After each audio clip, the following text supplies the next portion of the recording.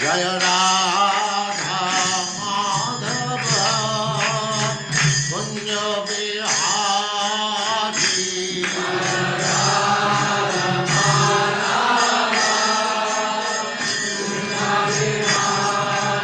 जय राधा माधव कुंज बिहारी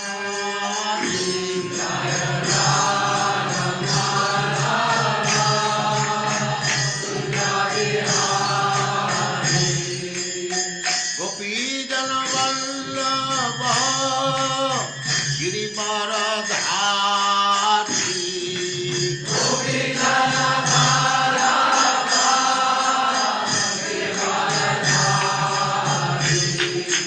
गोपी जन वल्लभ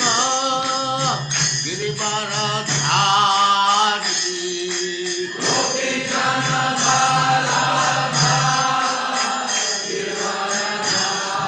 जय राधा माधव कुंज बिहारी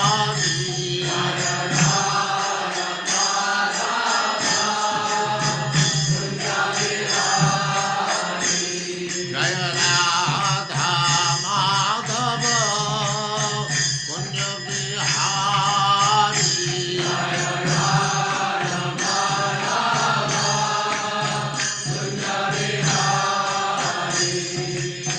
गोपी जन वल्लभ गिरिवरधारी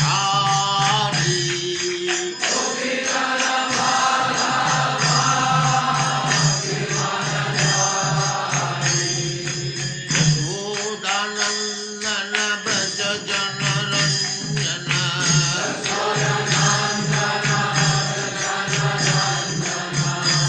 यशोदानंदन ब्रज जन रंजन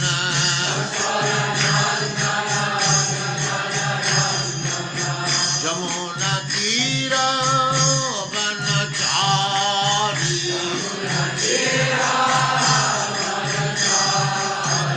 यमुना तीर वनचारी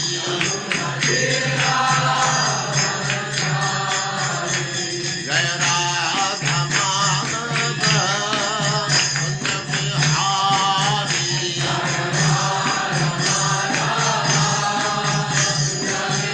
जय राधा माधव कुंज बिहारी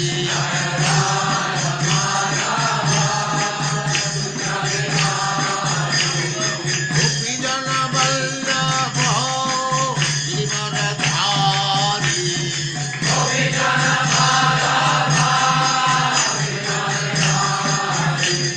गोपी जन वल्लभ गिरिवरधारी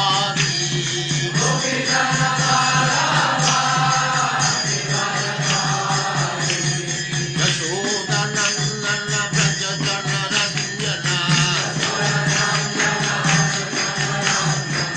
यशोदानंदन ब्रज जन रंजन जमुना तीर वनचारी जय राधा माधव कुंज बिहारी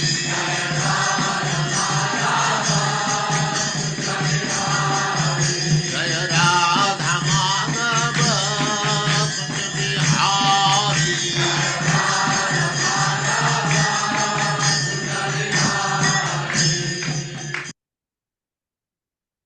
ओम नमो भगवते वासुदेवाय ओम नमो भगवते वासुदेवाय ओम नमो भगवते वासुदेवाय ओम नमो भगवते वासुदेवाय ओम नमो भगवते वासुदेवाय ओम नमो भगवते वासुदेवाय नारायणं नमस्कृत्य नारायणं नमस्कृत्य नरं चैव नरोत्तमं नरं चैव नरोत्तमं देवीं सरस्वतीं व्यासं देवीं सरस्वतीं व्यासं ततो जयमुदीरये ततो जयमुदीरये नष्टप्रायेषु भद्रेषु नित्यं भागवत सेवया नित्यं भागवत सेवया भगवते उत्तमा श्लोके भगवते उपश्लोके भक्तिर्भवति नैष्ठिकी भक्तिर्भवति नैष्ठिकी। हरे कृष्ण। आप सबका स्वागत हरे है। कृष्णा प्रभु जी दंडवत प्रणाम। हरे कृष्णा हरे हाँ, तो ये श्लोक से पहले पल्लवी माता जी से रिक्वेस्ट करते हैं कि वो भूमि की देवी, भूमि की भगवान की को जो स्तुति की है उसको गा दें। पल्लवी माता जी प्रभु जी, हरे कृष्णा। सभी को दंडवत प्रणाम। ये 59th चैप्टर श्लोक नंबर 25 से शुरू होती है स्तुति भूमि द्वारा भगवान के चरण कमलों में। भूमिरुवाच नमस्ते देव देवेश शंख चक्र गदाधर भक्तिच्छुपात्तरूपाय परमात्मन् नमोऽस्तुते। नमः पंकजनाभाय नमः पंकजमालिने नमः पंकजनेत्राय नमस्ते पंकजाङ्घ्रये। नमो भगवते तुभ्यं वासुदेवाय विष्णवे पुरुषायादिबीजाय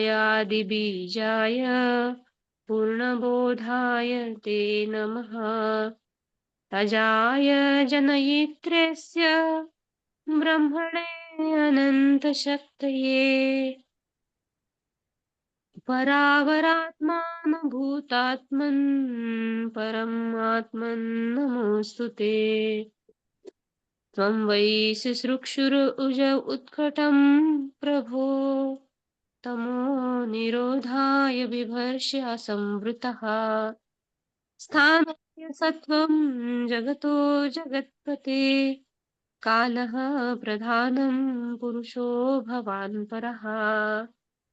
अहं पयो ज्योतिरथानिलो नभो मात्राणि देवा मन इन्द्रियाणि कर्ता महान्निति अखिलं चराचरं त्वयि अद्वितीये भगवन् अयं भ्रमः।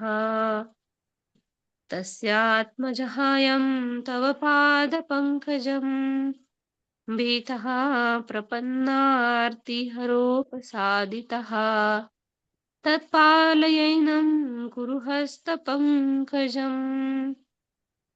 शिरसि अमुष्यखिलकल्मषा अपहम्। हरे कृष्णा कृष्ण कृष्ण हरे हरे हरे राम हरे हरे राम राम राम राम हरे हरे। हरे कृष्ण प्रभु। धन्यवाद माता जी, धन्यवाद। तो अब ये रुक्मिणी से भगवान क्या क्या मजाक करते हैं सुनते हैं।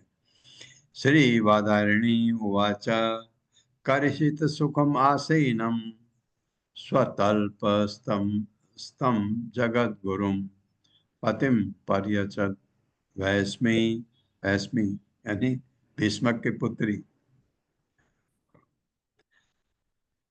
व्यजनेन सखी जने। मेरे साथ श्री वादायणी उवाच श्रीवादरायणिरुवाच कर्हिचित् सुखम् आसीनम् कर्हिचित् सुखमासीनम् स्वतल्पस्तं जगद्गुरुं स्वतल्पस्तं जगद्गुरुम् जगद्गुरुम् पतिं पर्यचरद् भैस्मी पतिं परिचरत् परिचरद्वैष्मि व्यजनेन सखी जने। व्यजनेन व्यजनेन सखी सखी जनैः जनैः। शब्दार्थ है श्री बादायणी ही। बादायण ये व्यासदेव के पुत्र को कहते हैं बादायणी, यानी सुखदेव गोस्वामी ने उवाचक कहा, करिचित एक अवसर पर, एक बार सुखम सुखपूर्वक आसन में बैठे हुए स्व अपने तल्प बिस्तर में स्तंभ स्थित जगत ब्रह्मांड के गुरु यानी भगवान पतिम अपने पति को परिचरत सेवा कर रही थी भैस्मी यानी रुक्मणी। व्यजनेन पंखे से सखी जने अपनी सखियों सहित।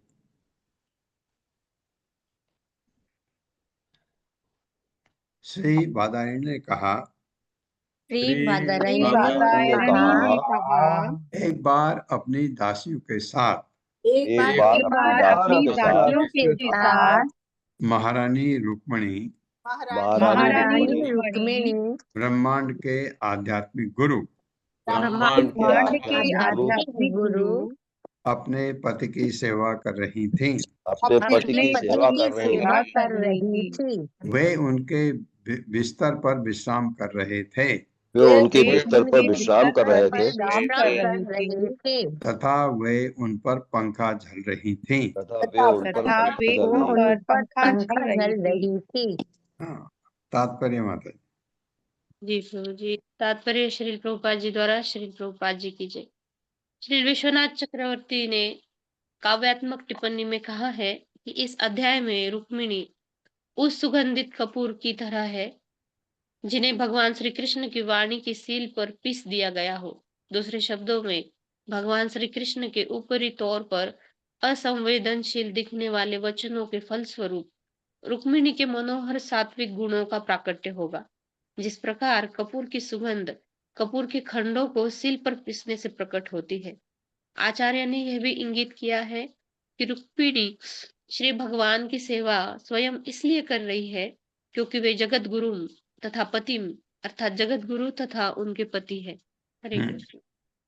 हालांकि उनके पास सैकड़ों हजारों दासियां हैं, लेकिन वो खुद सेवा करने में उनको आनंद आता भगवान की। ये और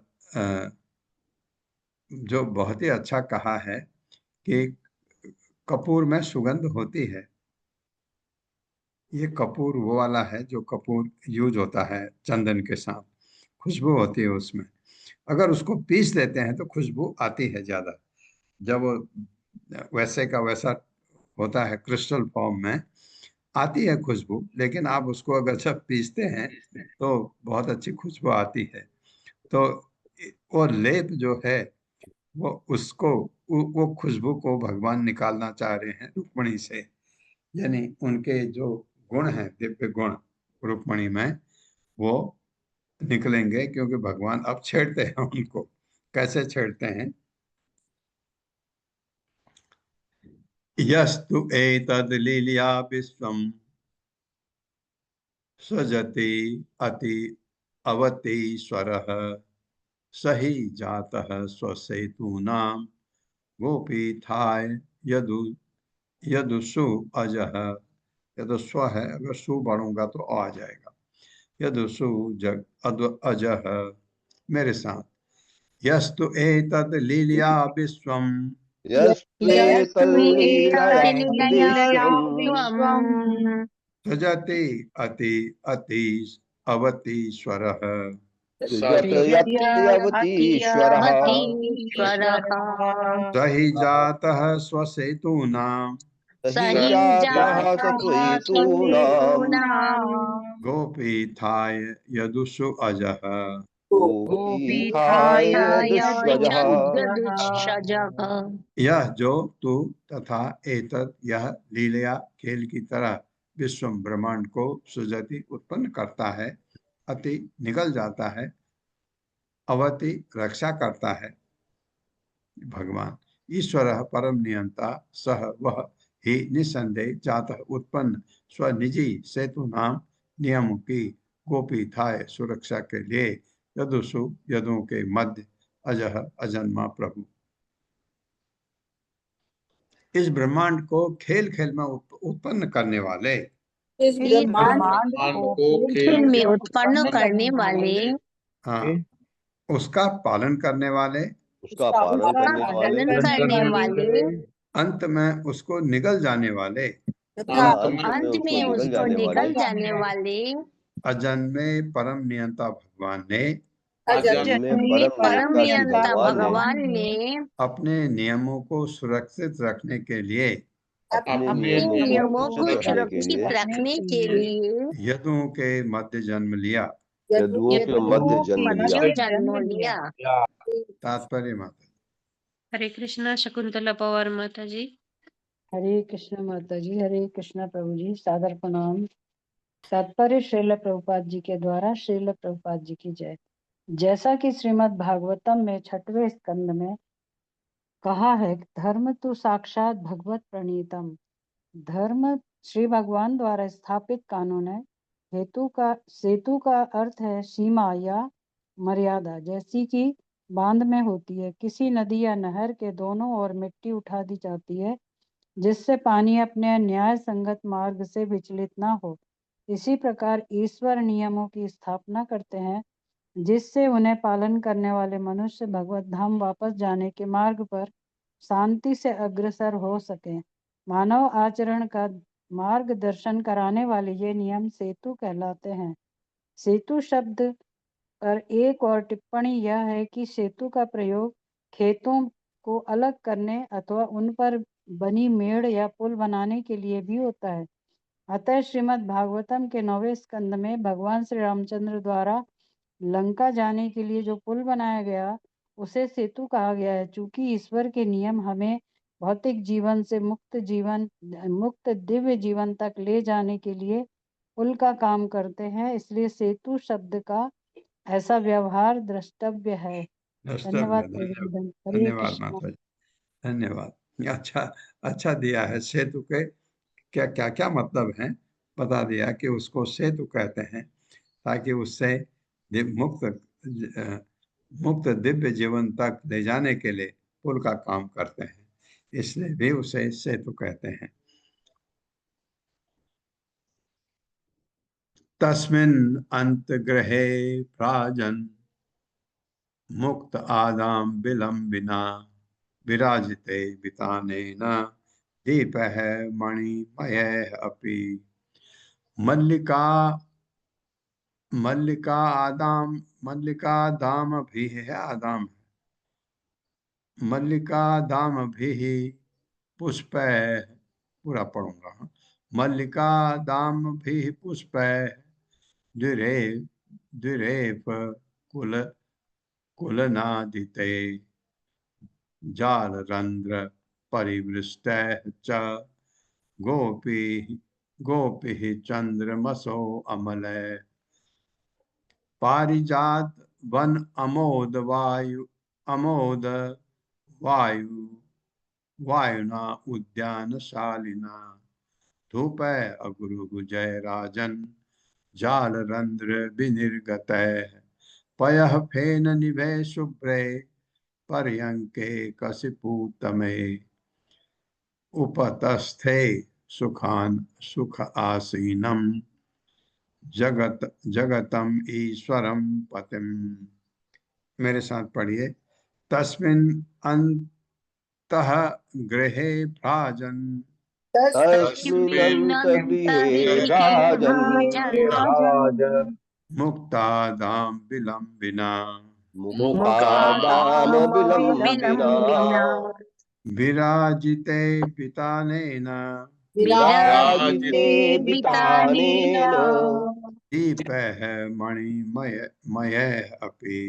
दीपैर्मणिमयैरपि मल्लिका दामभिः पुष्पैः मल्लिकादाभिः पुष्पैर् दुरेफ कुलनादिते दुरेफकुलनादिते जालरंध्र प्रविष्टः च जालरन्ध्रप्रविष्टैश्च गोभिः चंद्रमसो शब्द है।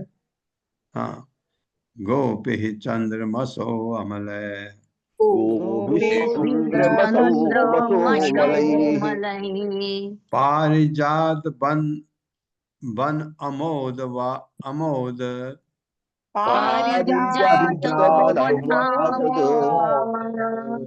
वायुना उद्यानशालिना वायुनोद्यानशालिना धूपैः अगुरु जय राजन धूपैरगुरुजैर्राजन् जालरंध्र विनिर्गतैः जालरन्ध्रविनिर्गतैः पयः फेन निभे शुभ्रे पयाफेन निभे शुभ्रे पर्यंके कशिपूतमे पर्यन्के कशिपूत्तमे उपतस्थे सुख आसीनम् उपतस्थे सुखासीनम् जगताम ईश्वरम पतिम जगतामीश्वरं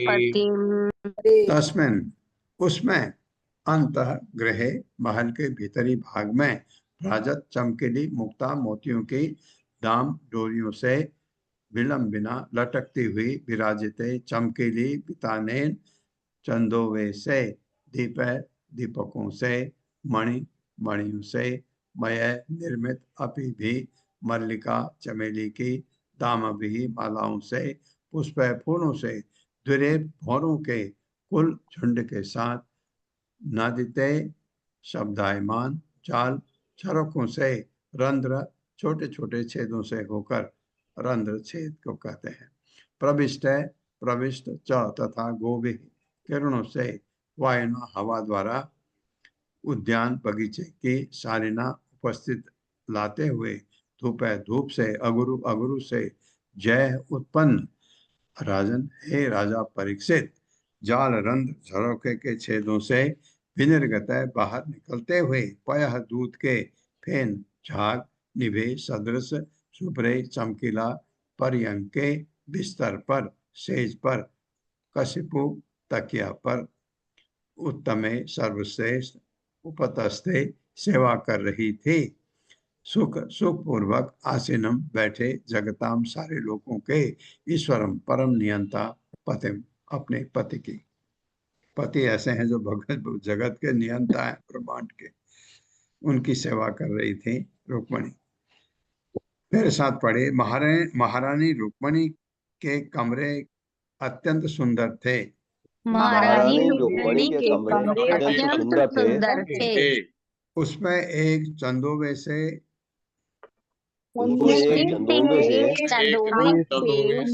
मोतियों की चमकीली लड़ें लटक रही थीं और तेजोमयी मणियां दीपकों का काम दे रही थीं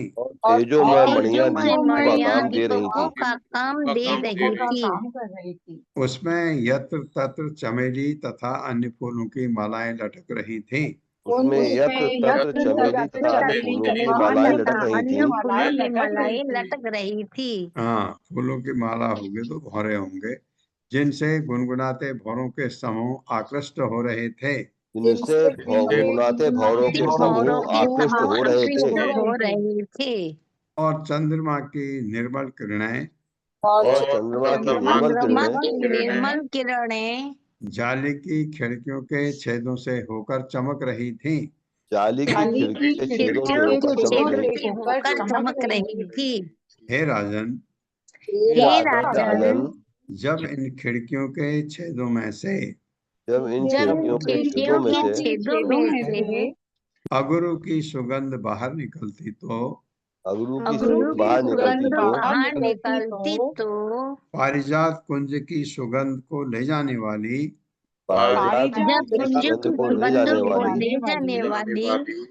मंद बयार कमरे के भीतर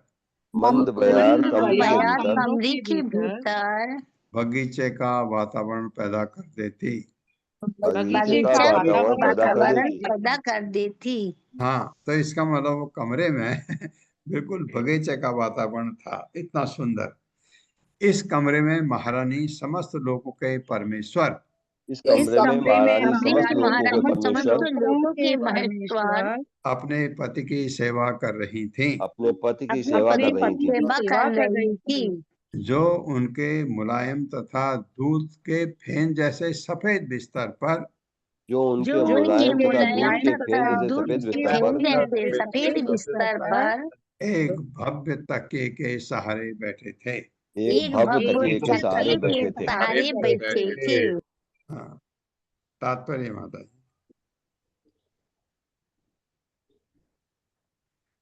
हरे कृष्णा संतोष गुप्ता माता जी। जी हरे कृष्ण प्रभु जी, सादर प्रणाम। बढ़िया माता। तात्पर्य श्री प्रभु जी, तात्पर्य श्रील प्रभुपाद जी की जय। श्रील प्रभुपाद जी के द्वारा श्रील श्रीधर स्वामी के अनुसार रुक्मणी का महल आज की ही तरह तब भी विख्यात था। यह वर्णन उसके ऐश्वर्य की झांकी प्रस्तुत करता है। श्री विश्वनाथ चक्रवर्ती कहते हैं कि इस श्लोक के अम्लय का पठांतर अरुणय भी हो सकता है, जो यह सूचित करेगा कि जब यह लीला हो रही थी तब चंद्रमा उसी समय उदय हुआ था और सारे महल को सुंदर चांदनी की लालिमा से नहला रहा था। हाँ, धन्यवाद प्रभु जी, हरे कृष्णा। धन्यवाद। ये जो चांदनी जो जो अ, जो जो जो रोशनी देती है रात को, इसका अनुभव आप लोगों को नहीं होगा, क्योंकि शहरों में ये देखने को ही नहीं मिलता। कहाँ उसका अनुभव होता है? जहाँ रोशनी कम हो और रात में चांदनी आए, तो आपको एक तो चंद्रमा की जो चांदनी है उसमें गर्मी नहीं होती है, रात को बहुत सुंदर मौसम होता है, गर्मी नहीं है, और ऊपर से चांदनी आपको सारा सब कुछ दिखा देती। सूर्य की जैसी रोशनी तो चांदनी में नहीं होती है। एक एक विचित्र रोशनी होती है, आप देख सकते हैं, आप लोगों को पहचान भी सकते हैं, लेकिन कुछ चीज़ें ऐसी भी होती हैं जो आप चांद की रोशनी में नहीं कर पाते हैं। जो बहुत बारीक काम है, उतनी रोशनी उसमें नहीं होती है, लेकिन उसका आनंद बिल्कुल अलग ही होता है। तो ये आपको कहाँ कहाँ मिलेगा? कहाँ? जहाँ आकाश एकदम नीला है, जहाँ पोल्यूशन नहीं है बिल्कुल, वहाँ उस जगह पर रात को आप बाहर आते हैं तो ये चांदनी आपको देखने को मिलती है। तो बड़े शहरों में ये बड़ा बड़ा मुश्किल होता है ऐसा देखना।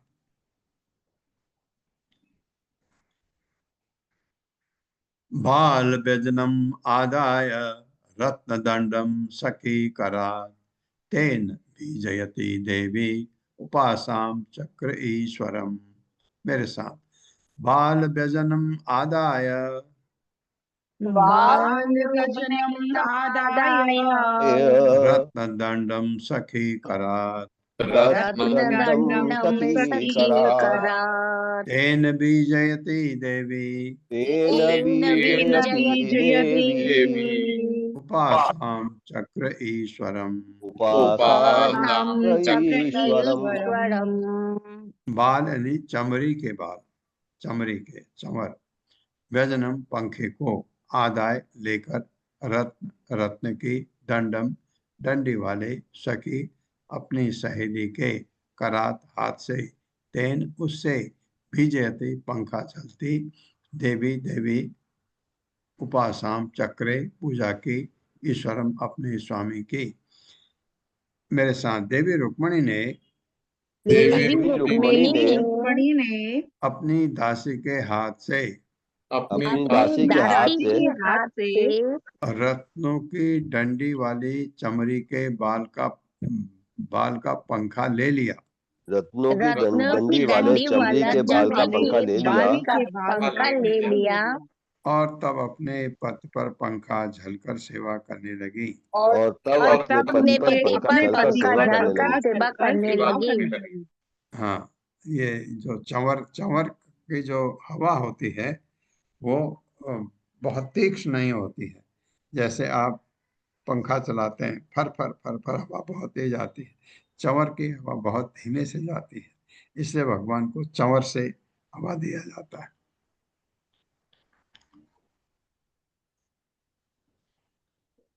सोपा सोपा स उपा, अच्छा हम सोपा पढ़ लेते हैं। सोपा च्युतम कोणयति मणिन मणिनूपुर आ मणिनूपुराभ्याम रेजय अंगुलीय वलय व्यजन अग्रहस्ता वस्त्र अंत गूढ़ कुछ कुंकुम सोणहार भाषा नितंब धृतया च परार्ध कांचा। मेरे साथ सोपा अच्युतम भी कर सकते हैं। सोपा अच्युतम कोणयति मणिनूपुराभ्याम सोपाच्युतं सोपाच्युतं कोणयति वणयति मणिपुराभ्याम् मणिपुराभ्याम् रेजे अंगुलीय वलय व्यजन अग्रहस्ता रेजे रेजेऽङ्गुलीय वलय अंगुलीय व्यजनाग्रहस्ता व्यजनाग्रहस्ता वस्त्र अंत गूढ़ कुछ कुंकुम सोणहार वस्त्रांत गूढ़ कुछ कुंकुम वस्त्रान्तरगूढकुङ्कुमसोणहार भाषा नितंब धृतया च परार्ध कांचा। भासानितम्ब धृतया च भासानितम्बधृतया च परार्धकाञ्चया। परार्धकाञ्चया। शब्दार्थ सा वह उप समीप अच्युतम भगवान कृष्ण के कोणयति शब्द करती मणि मणि जड़ित नुपुराभ्याम अपने नुपुरों से रेजे सुंदर लग रही थी। अंगुली अंगूठी बलय चूड़ियां व्यजन तथा पंखे सहित अग्रहस्ता अपने हाथ में वस्त्र अपने वस्त्र के अंत छोर से गुड़ छिपे कुछ स्तनों से कुमकुम सिंदूर से स्वर्ण लाल हुए हार गले के हार की भाषा चमक से नितंब उसके कूल्हे पर धृतया पहनी हुई च तथा परार्ध बहुमूल्य कांचा करधनी। मेरे साथ महारानी रुक्मणी का हाथ महारानी रुक्मणी का हाथ अंगूठियों अंगूठियों चूड़ियों चूड़ियों तथा चामर पंखे से सुशोभित था चामर था और वे भगवान कृष्ण के निकट खड़ी हुई और वे भगवान श्री भगवान कृष्ण कृष्ण के निकट खड़ी हुई अति सुंदर लग रही थी। अति सुंदर लग रही थी। सुंदर लग रही थी। उनके रत्न जड़ित पायल शब्द कर रहे थे। उनके रत्न उनकी जड़ित रत्न जड़ित पायल शब्द कर रही थी। हाँ शब्द कर रहे थे क्योंकि वो पैर चला रही होंगी इसलिए शब्द कर रहे तथा उनके गले की माला चमचमा रही थी। तथा उनके गले की माला चमचमा रही थी जो उनके साड़ी के पल्ले से ढके जो उनकी साड़ी के पल्ले पल्ले से ढके उनके स्तनों पर लगे कुमकुम से लाल लाल हो रही थी। उनके उनके स्तनों पर लगे कुमकुम से लाल लाल हो रही थी। वे अपनी कमर में अमूल्य करधनी पहने थी। वे अपनी कमर में अमूल्य करधनी पहनी थी। हाँ ये दिखाया है कि रुक्मणी इतनी सुंदर, वो तो सुंदर थी ही, रुक्मणी बहुत सुंदर, जो वर्णन किया गया है वो बहुत सुंदर है। और वो ये वर्णन किया गया इतनी सज धज के भगवान के सामने थी, सेवा कर रही थी, इतनी सुंदर लग रही थी तो भगवान को क्या सूझा तो ये बात है। तात्पर्य बहुत छोटा है, मैं पढ़ता हूँ। श्रील प्रभुपाद द्वारा श्रील प्रभुपाद की जय।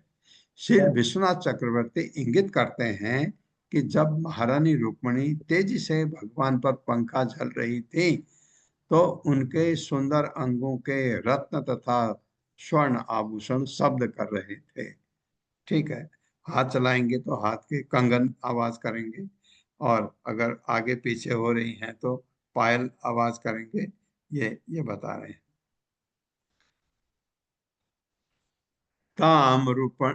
ताम रूपिणीं श्रीमयन श्रीयमनन श्रीयम श्रीयम अनन्य गतिम निरीक्ष या लीलिया धृतनोर अनुरूप रूपा प्रीतः समयन अलक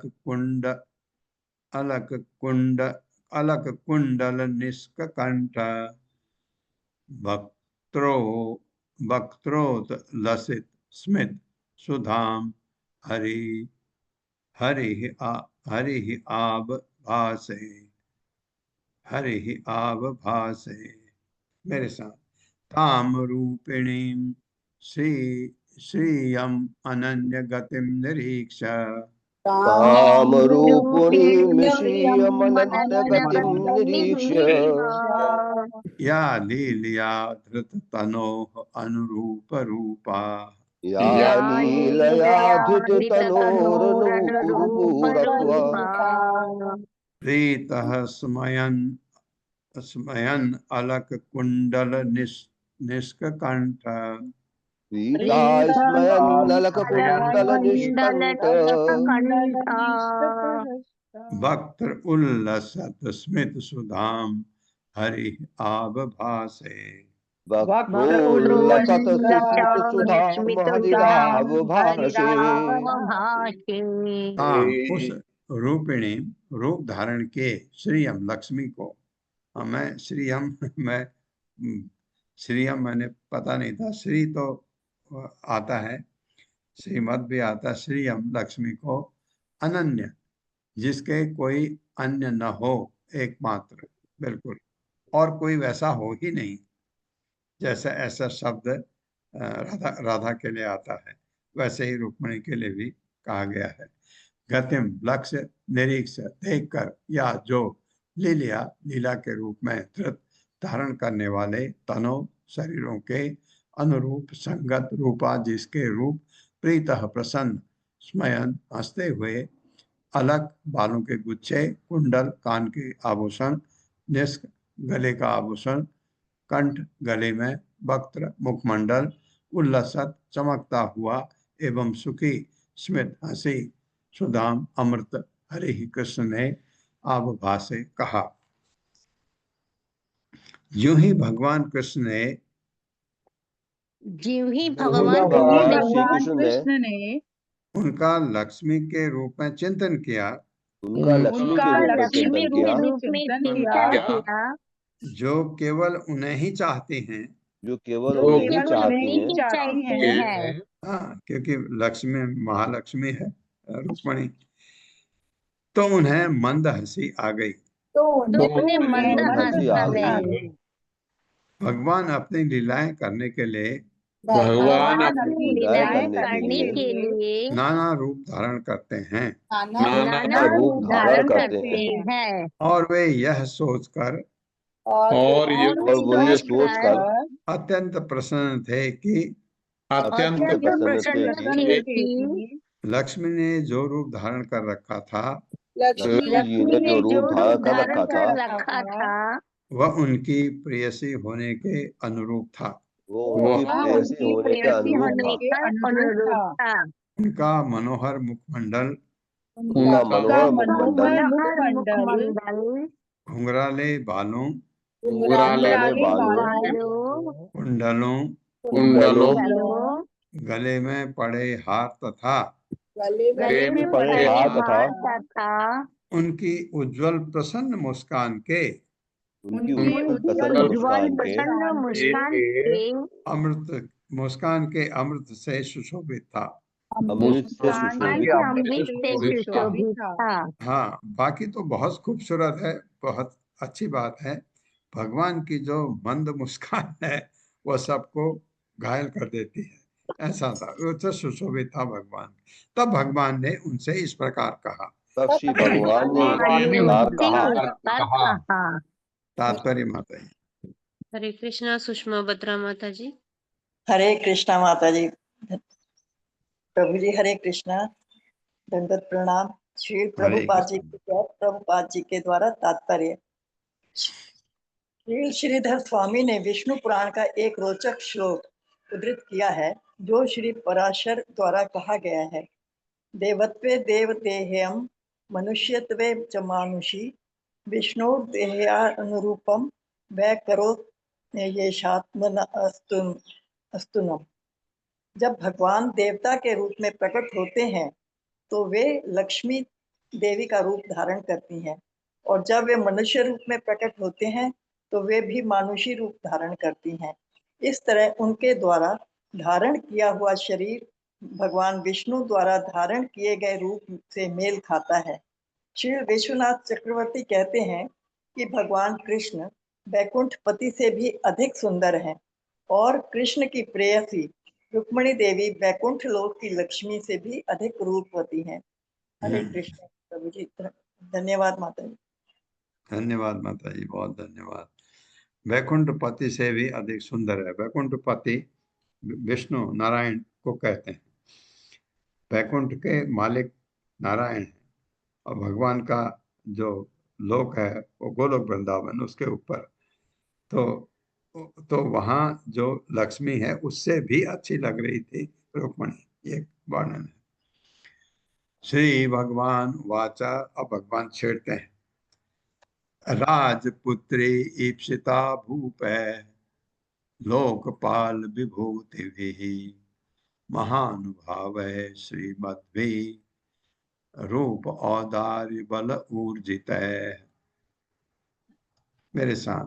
श्री भगवान वाचा, श्री भगवान वाच राजपुत्री ईप्सिता भूप राजपुत्री पिता भूपै लोकपाल विभूति भी लोकपाल विभूतिभिः महानुभाव श्रीमद्भि महानुभाव श्रीमद्भि रूप औदार्य बल ऊर्जित।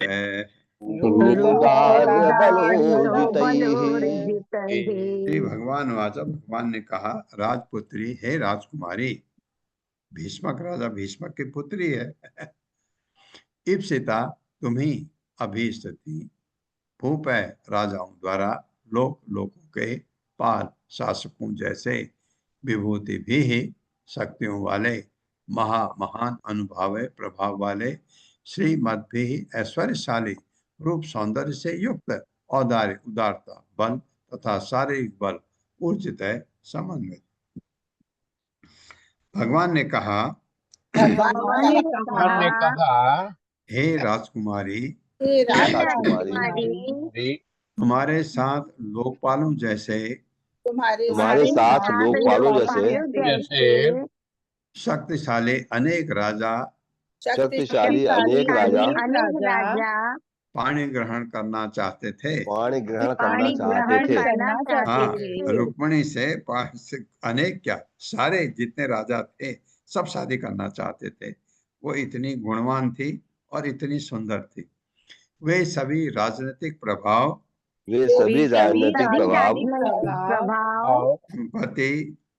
संपत्ति सौंदर्य उदारता तथा शारीरिक शक्ति से ऊर्जित थे। सब कुछ था उनमें, भगवान ही कह रहे हैं। तान प्राप्तान अर्थितो हित्वा चैद्यासीन समरद दुर्मदान स्मर दुर्मदान दत्ता भ्रात्रा स्वपित्रा च कस्मात् नो प्रविशय असमान। मेरे साथ। तान प्रातान अर्थिनो हित्वा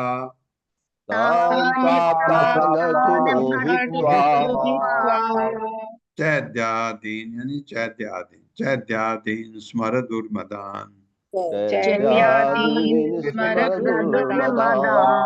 दत्ता भ्राता स्वपित्रा च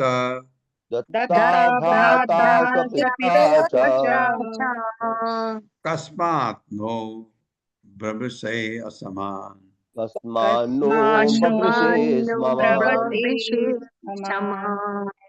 तान उनको प्राप्तान आए हुए अर्थिना चाहने वालों को हित्वा अस्वीकार करके तुमने मना किया उनको। चैद्य आदि चैद्य शिशुपात आदि इत्यादि को स्मर कामदेव द्वारा धर्मदान उन्मत्त दत्ता दी गई भ्रात्रा तुम्हारे भाई रुक्मी तो चाहता था उससे शादी हो। स्व अपने पिता द्वारा च तथा कस्मात क्यों न हमको बप्र से तुमने चुना असमान असमान।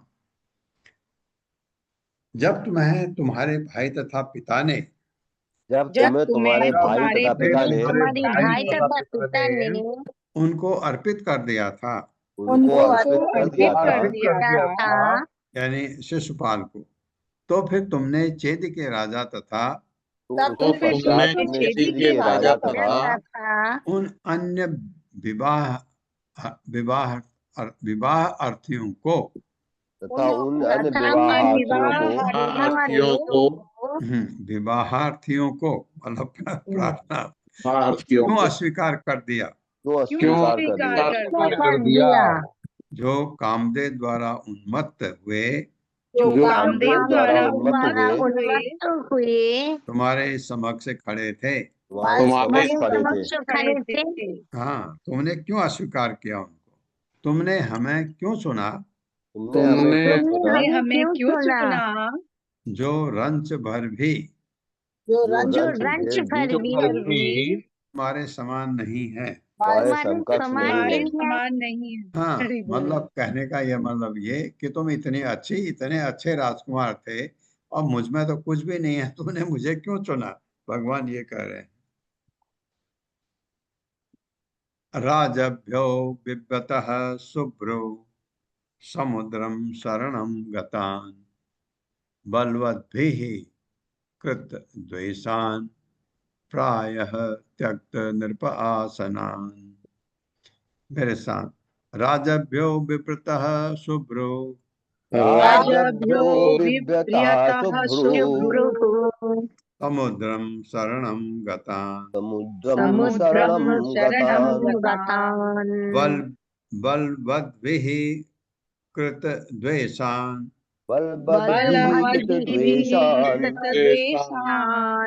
प्रायः त्यक्त नृप आसनान्। राजभ्य राजाओं से बिभ्यतः भयभीत शुभ्रु हे सुंदर भौहों वाली समुद्रम समुद्र के पास शरणम शरण के लिए गतान गए हुए बलवद्भिः बलवान के प्रति कृत द्वेषान शत्रुता दिखलाए चुके हुए प्रायः अधिकांशतः त्यक्त छोड़ा हुआ नृप राजा के आसन की। हे सुंदर भौहों वाली इन राजाओं से भयभीत होकर हमने समुद्र में शरण ली।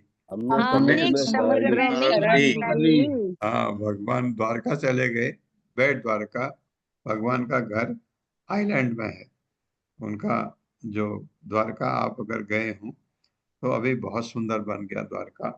बेट द्वारका बहुत सुंदर बना दिया सरकार ने, क्योंकि एक पुल बना दी। पहले तो अब बोट से अभी भी जा सकते हैं, लेकिन एक पुल बहुत लंबी, मेरे ख्याल से 2-2.5 किलोमीटर लंबी पुल है, बहुत ही सुंदर।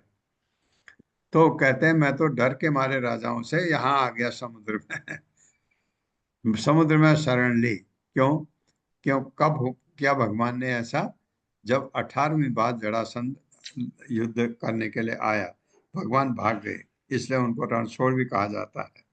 लेकिन भगवान क्यों भागे वो बात अलग है। भगवान को 17 बार हराया उसको, जरासंध को 18वीं बार छोड़ दिया। सब उनका कोई काम कहीं भी गलत होता ही नहीं, लेकिन उन पर ये दाग लगा, रणछोड़ है। हम शक्तिशाली व्यक्तियों के शत्रु बन गए। हम शक्तिशाली मनुष्यों के शत्रु बन गए और हमने अपना राज सिंहासन को प्रायः त्याग दिया था। और हमने अपने राज त्याग दिया था। तात्पर्य माता जी। हरे कृष्ण। कविता घोष माता जी। कविता घोष माता जी। हरे कृष्णा माता जी। हरे कृष्णा सभी को सादर प्रणाम। तात्पर्य शील प्रभुपाद द्वारा। शील प्रभुपाद की जय। शील विश्वनाथ चक्रवर्ती ने इस श्लोक की टीका इस प्रकार की है। यहाँ भगवान की मनोवृत्ति को इस प्रकार समझा जा सकता है। जब मैंने रुक्मिणी को स्वर्गिक पारिजात वृक्ष का एक फूल लाकर दिया था तो सत्यभामा ने इतना क्रोध प्रकट किया कि मैं उसके चरणों पर अपना सिर झुकाकर भी उसे शांत नहीं कर पाया था। जब मैंने उसे पूरा पारिजात वृक्ष लाकर दिया तब जाकर वह प्रसन्न हुई थी, किंतु रुक्मिणी ने जब मुझे सत्यभामा को पूरा वृक्ष देते हुए देखा तो भी कोई क्रोध प्रदर्शित नहीं किया। तो भला मैं किस तरह इस पत्नी के क्रुद्ध वचनों का अमृतपान कर सकता हूँ, जो ईर्ष्या रहित है, जो अत्यंत गंभीर है, जो सदैव मधुर वचन बोलती है। इस प्रकार विचार करते हुए भगवान ने निश्चय किया, यदि मैं उससे इस तरह बोलूं तो उसका उत्तर उभार सकूंगा। कुछ विद्वान कृष्ण के रुक्मिणी के प्रति ऐसे बोलने की व्याख्या इस तरह से करते हैं। आचार्य के अनुसार बल विधिकृत द्वेषान प्रायः शब्दों से यह सूचित होता है कि कृष्ण ने अपने अवतार के समय प्रायः समस्त समकालीन राजाओं का विरोध किया और केवल कुछ को यथा पांडवों तथा अपने कुल के स्वामी भक्त सदस्यों का ही अपना मित्र बनाया। निसंदेह जैसा कि दशम स्कंद के प्रारंभ में कहा गया, भगवान कृष्ण विशेष रूप से इसलिए प्रकट हुए क्योंकि पृथ्वी असंख्य घटिया राजाओं से बोझिल हो चुकी थी और वे इस बोझ को दूर करना चाहते थे। अंत में श्री विश्वनाथ चक्रवर्ती इंगित करते हैं कि त्यक्त निर्पासनान शब्द का इस बात को सूचित करता है कि कंस का वध कर देने के बाद कृष्ण ने राज सिंहासन नम्रता से अपने नाना उग्रसेन को दे दिया था, यद्यपि वे स्वयं इसके अधिकारी थे। हरे कृष्णा माता जी, हरे कृष्ण। धन्यवाद। हाँ, बहुत ही बढ़िया है। विश्वनाथ चक्रवर्ती ठाकुर ऐसा लिखते हैं जैसे ऐसा लगता है कि ये रूप गोस्वामी ने लिखा हो। बिल्कुल जैसा रूप गोस्वामी वही लिखते थे जो भगवान चैतन्य महाप्रभु चाहते थे। तो बाद में पता लगा कि इनको विश्वनाथ चक्रवर्ती ठाकुर को रूप गोस्वामी का अवतार माना जाता है। बिल्कुल ऐसे सत्यभामा को क्रोध आया क्योंकि नारद ने इनको पारिजात का फूल दिया और सत्यभामा ने कहा मुझे पारिजात का वृक्ष अपने महल में चाहिए भगवान को। तो भगवान ने किया, जब नरकासुर का वध किया तो उसमें वर्णन आया है। भगवान वहाँ क्योंकि उसने नरकासुर भौमासुर ने बहुत चोरियां भी की थी, वहाँ किसी का कुंडल किसी का कुछ ला करके, तो भगवान स्वर्ग में जा करके अदिति को उसके कुछ चीजें लौटाने, तब इंद्र अदिति का पुत्र है, देवता है, तो देवताओं का राजा है, तो उसने भगवान की पूजा की। जब भगवान पारिजात वृक्ष को उखाड़ने लगे वो लड़ने लगा। ये इस तरह सुखदेव गोस्वामी ने बहुत ही इंद्र के बारे में लिखा कि ये निर्लज्जता है करके। तो ये वर्णन आया, अब हमें समझ भी आ गया क्योंकि ये प्रश्न हम सब का है और ये हमारे क्या नया नाम है रूमा माता जी का, राय सुबोधनी माता जी का प्रश्न भी उनका भी था कि ये कैसे है, पारिजात वृक्ष का पेड़ वो देता भी है और उसके बाद फिर पारिजात वृक्ष आता है। तो कल इस पर डिस्कशन किया था हमने, कल या परसों, तो वो समाधान हो गया, अब कोई प्रश्न नहीं है उसके ऊपर। तो भगवान ने सोचा कि इसको इतना ईर्ष्या हुई सत्यभामा को, और रुक्मणी को जब वृक्ष दिया, सत्यभामा को कुछ भी नहीं, इसको रुक्मणी को बिल्कुल गुस्सा नहीं आया।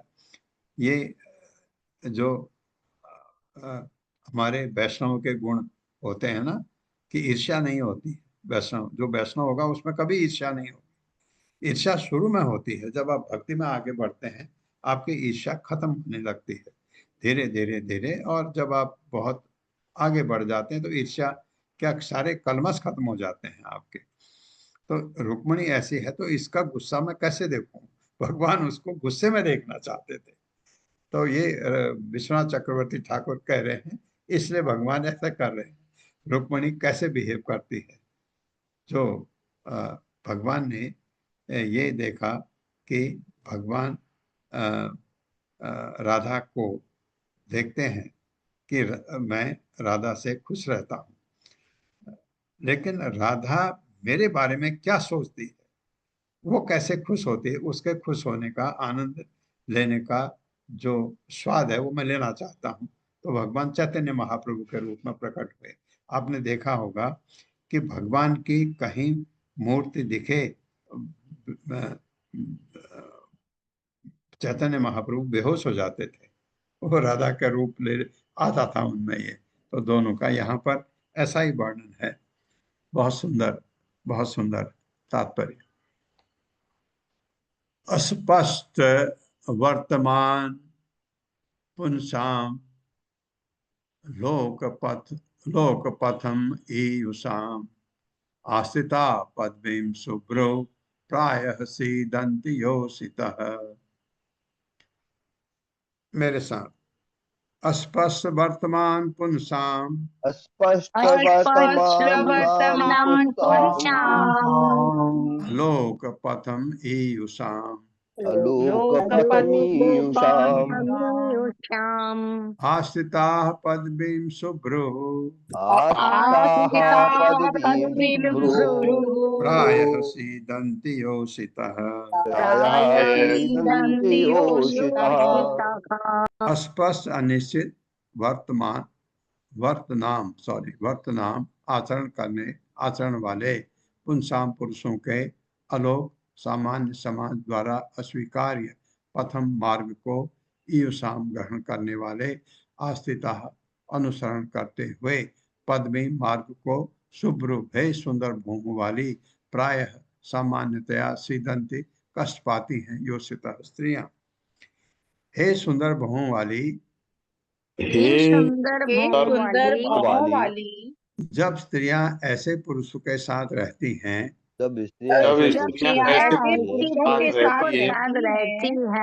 जिनका आचरण अनिश्चित होता है, और जो समाज सम्मत मार्ग का अनुसरण नहीं करते,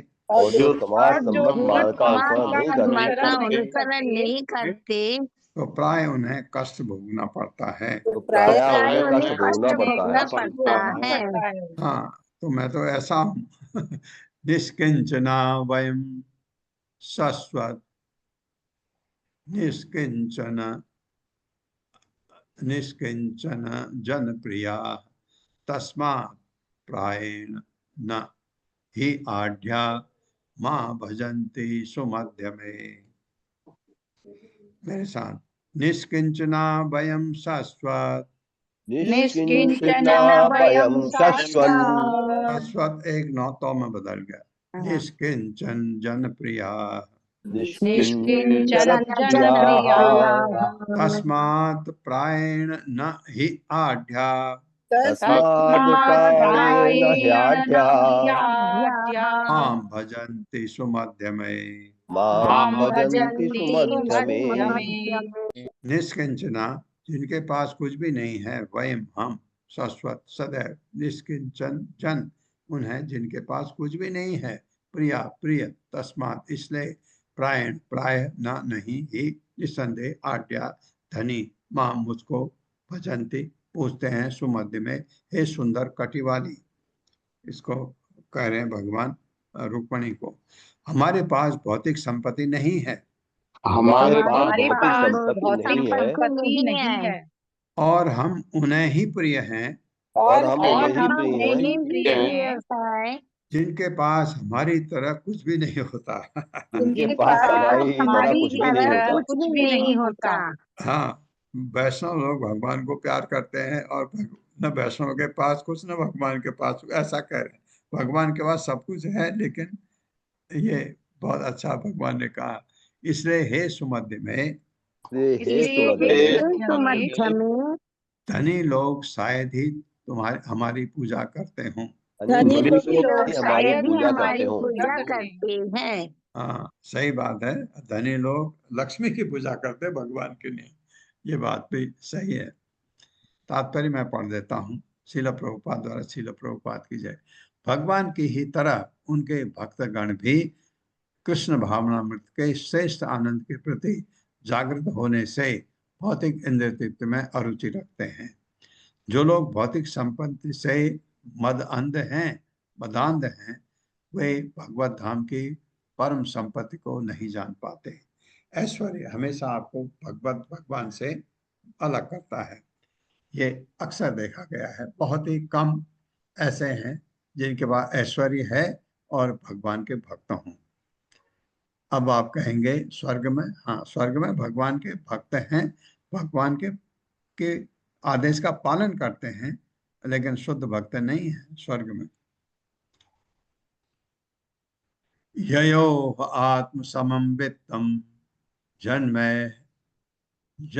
ऐश्वर्य कृति भवः, जन्म ऐश्वर्य आकृति ही भवः। तयो विबाहो मैत्री च न उत्तम अधमयो क्वचित्। मेरे साथ, ययो आत्म समम वित्तम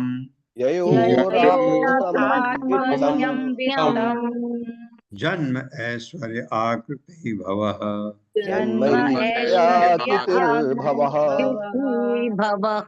तयो विबाहो मैत्री च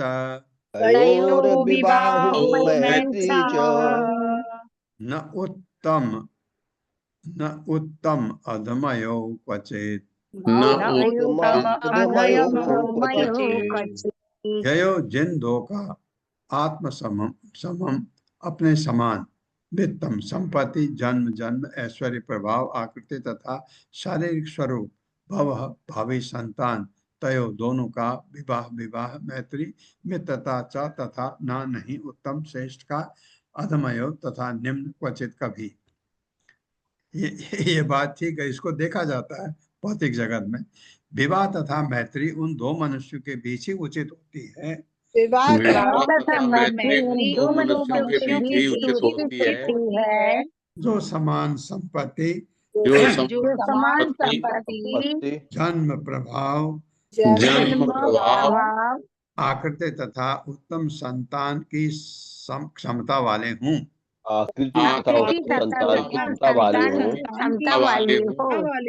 किंतु उधम तथा अधम के बीच कभी नहीं।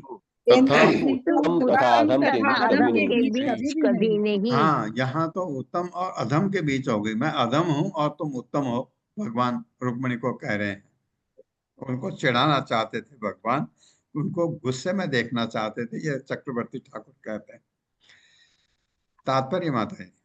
हरे कृष्णा चिरंजीत प्रभु जी। हरे कृष्ण प्रभु जी, हरे कृष्ण माता जी, प्रणाम। तात्पर्य, शिल प्रभुपाद के द्वारा शिल प्रभुपाद जी की जय। उत्तम तथा अधम गुणों वाले व्यक्ति स्वामी तथा सेवक या गुरु तथा शिष्य के रूप में एक साथ रह सकते हैं, किंतु विवाह तथा मैत्री केवल समान पद वालों में ठीक रहती है। विवाह के प्रसंग में भव शब्द सूचित करता है कि दंपति में अच्छी संतान उत्पन्न करने की समान क्षमता होनी चाहिए। यहाँ पर भगवान कृष्ण अपने आप को भौतिक दृष्टि से अयोग्य ठहराते हैं। वस्तुतः भगवान में कोई भी भौतिक गुण नहीं पाया जाता, वे नित्यांत शुद्ध आध्यात्मिक जगत में रहते हैं। इस प्रकार भगवान का सारा आश्चर्य